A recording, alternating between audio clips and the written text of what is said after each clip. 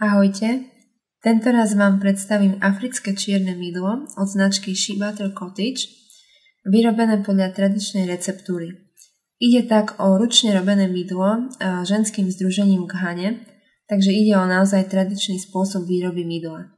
Okrem toho som sa dozvedela, že 10% z ceny predaja tohto mydla ide práve tomuto ženskému združeniu, vďaka čomu je podporovaný jeho ďalší rozvoj.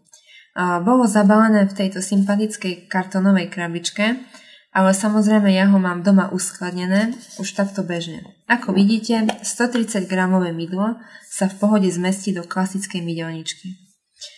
Toto africké čierne mydlo obsahuje aloe vera, cukrovú trstinu, nerafinované bambucké maslo a pau-pau.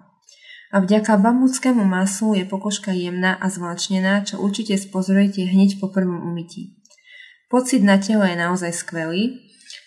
Pau-pau je indiánsky banán, alebo sa tiež používa pomenovanie banán zo severu.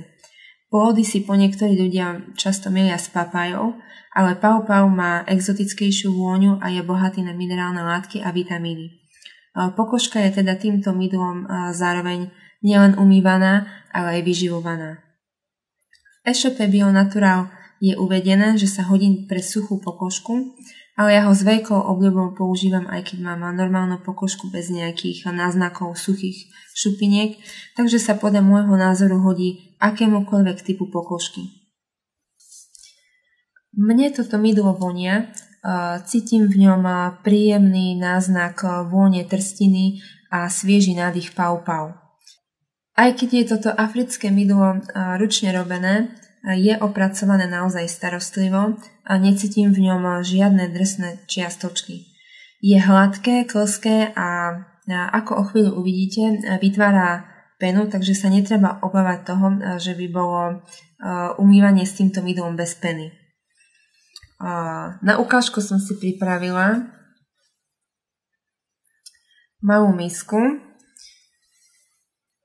Takže klasicky to mydlo vytvára penu.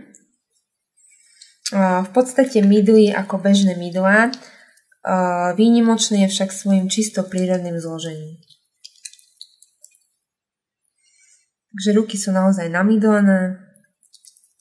Samozrejme, čím dlhšie budete mydliť, tým budú viacej ruky namydlené penou.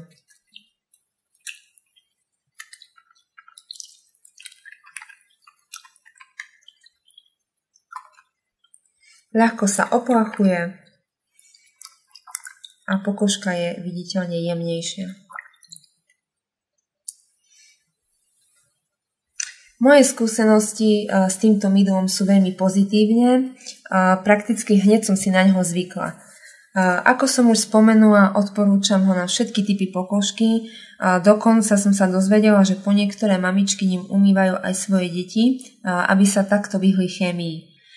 Zloženie nedráždi pokožku aj vďaka aloe vera.